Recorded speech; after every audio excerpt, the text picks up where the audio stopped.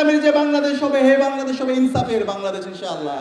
আরেকটি দলের নেতা ১.৫ বছর পর আসছে, আসার পরে এখন বিভিন্ন ধরনের প্রতিশ্রুতি দিচ্ছে, কিন্তু আমরা যদি দেখি আমরা কাকে বিশ্বাস করব? যে ইতিমধ্যে করে দেখিয়েছে তাকে বিশ্বাস করব, নাকি যে এতদিন আমাদের সাথে ছিল না এখন এসে বিভিন্ন কার্ডের কথা বলছে, ভুয়া জিনিসের কথা বলছে, সেটাকে আমরা বিশ্বাস করব? আমরা সেগুলো বিশ্বাস করতে চাই না। আমরা যদি দেখি জুলাই বিপ্লব পরবর্তী গত ১.৫ বছর ওই দলের আমলনামা, ৫০০ দিনের আমলনামা নামে একটা বই পাবলিশ হয়েছে। ওই আমলনামায় দেখি তারা নিজেদের মধ্যে অন্তর্কুণ্ডলে ডাবল সেঞ্চুরি করছে, নিজেদের মধ্যে অন্তর্কুণ্ডলে ২০০ মানুষকে মেরে ফেলছে।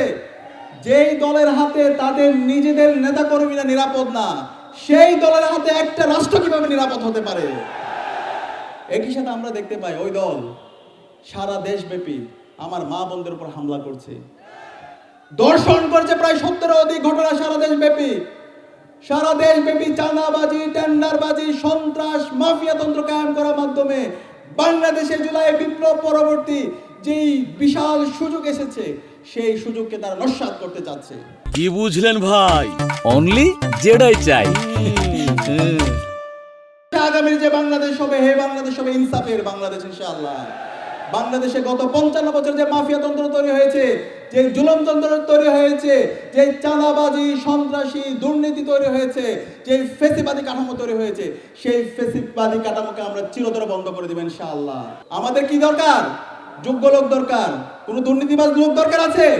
দুর্নীতিবাজ লোকরা এখন এসে আপনাকে অনেক কিছু অফার করবে, রঙিন রঙিন স্বপ্ন দেখাবে। এই ধরনের রঙিন শব্দ যারা বলবে সে তাদের কথা বিশ্বাস করবেন না, তাদেরকে লাল কার্ড দেখাবেন। দুর্নীতিবাজদের কি কি দেখাবেন?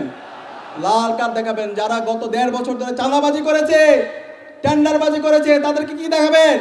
লাল কার্ড দেখাবেন। যারা সারা দেশব্যাপী আমার মাদের উপর, বোনদের উপর হামলা করছে,